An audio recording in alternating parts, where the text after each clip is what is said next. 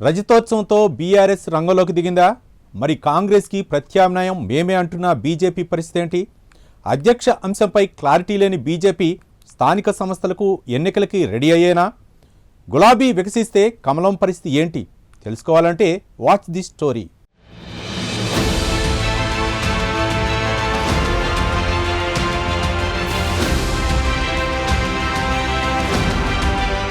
తెలంగాణ రాష్ట్రంలో ఎప్పుడు ఎన్నికలు వచ్చినా అధికారంలోకి వచ్చేది బీజేపీనే అని చెప్పుకునే కాషాయ దళం అసెంబ్లీ ఎన్నికల్లో కొంత చతికిలబడి 8 సీట్లకే పరిమితమైంది. తర్వాత వచ్చిన పార్లమెంట్ ఎన్నికల్లో బీఆర్ఎస్కి ప్రత్యామ్నాయం బీజేపీ అని స్పీడ్ పెంచింది. అలాగే అధికార పార్టీతో సహా సమానంగా 8 సీట్లను గెలిచింది. తర్వాత ఆదిలాబాద్, నిజామాబాద్, కరీంనగర్, మెదక్ నియోజకవర్గం ఒక గ్రాడ్యుయేట్ ఎమ్మెల్సీ, ఒక టీచర్ ఎమ్మెల్సీని సైతం కైవసం చేసుకుంది.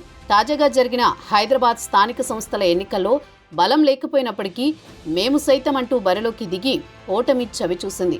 పార్లమెంట్ ఎన్నికల్లో బీఆర్ఎస్ ఒక సీటు గెలవకపోవడం కాషాయ దళానికి కాస్త కలిసి వచ్చిందనే చెప్పాలి. అయితే బీఆర్ఎస్ పని అయిపోయిందని అంతా అనుకుంటున్న సమయంలోనే బీఆర్ఎస్ రజతోత్సవ సభతో కేసీఆర్ ఎంట్రీ ఇచ్చారు. దీంతో బీజేపీ స్థానం పదిలమేనా అన్న భావన కలుగుతోంది.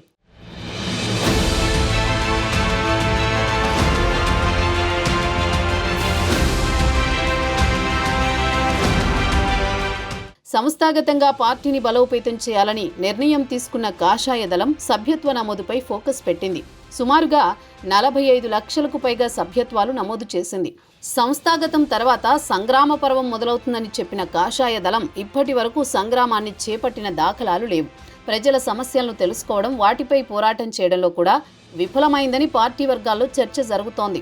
అసలు స్టేట్ చీఫ్ నియామకమే స్పష్టత లేని సమయంలో సంగ్రామం సాధ్యం ఎలా అన్న ప్రశ్నలు కూడా ఉత్పన్నమవుతున్నాయట. అధ్యక్ష నియామకం ఆలస్యమైన కొద్దీ ప్రజాక్షేత్రంలో బీజేపీ ముందుకు వెళ్లే పరిస్థితి కూడా అంతంత మాత్రంగానే కనిపిస్తోంది.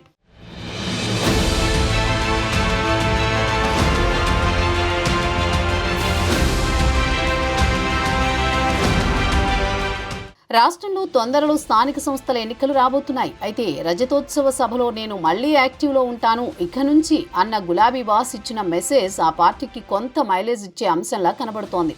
నా కళ్ల ముందే నేను తెచ్చిన తెలంగాణ ఇలాగమైపోతుంటే ఊరుకునేదే లేదు అంటూ ఘాటు వ్యాఖ్యలే చేశారు. ఇది బీజేపీపై కూడా తనదైన శైలిలో విమర్శలు గుప్పించారు. కేంద్రం తెలంగాణకు ఏమిచ్చిందని 11 రూపాయలు కూడా ఇవ్వలేదంటూ చురకలంటించారు. బిడ్డను బతికించారు అన్న అంశాన్ని కూడా గుర్తు చేశారు. ఇన్ని రోజులు ఫామ్ హౌస్ కి పరిమితమైన కేసీఆర్ మళ్లీ ప్రజాక్షేత్రంలో వస్తే బీజేపీ పరిస్థితి ఏంటనేది అంతా అనుకుంటున్నారు. గులాబీ పార్టీ గుబాలిస్తే కమలం పార్టీ వ్యూహం ఎలా ఉండనుందో అని అందరూ ఆసక్తిగా ఎదురుచూస్తున్నారు.